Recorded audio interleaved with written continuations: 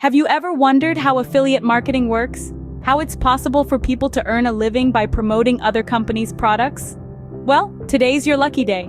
We're going to demystify the world of affiliate marketing, breaking it down into simple, digestible steps. Firstly, we need to understand the key players in this game: the merchant, the affiliate, and of course, the customer. The merchant is the company with a product or service to sell. The affiliate is the individual or organization promoting that product or service. Lastly, the customer is the person who, enticed by the affiliate's promotion, clicks on the link and makes a purchase. Now let's talk about the affiliate link. This is a unique tracking link given to affiliates. It's like a digital breadcrumb trail that identifies the affiliate as the source of the referral traffic.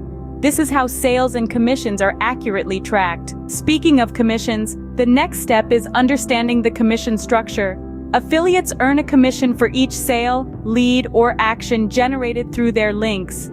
The structure varies depending on the merchant's program. It could be a percentage of the sale amount or a fixed amount per action. Next up, promotion channels.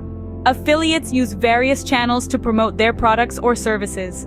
These could be websites, blogs, social media platforms, email marketing, or even YouTube channels.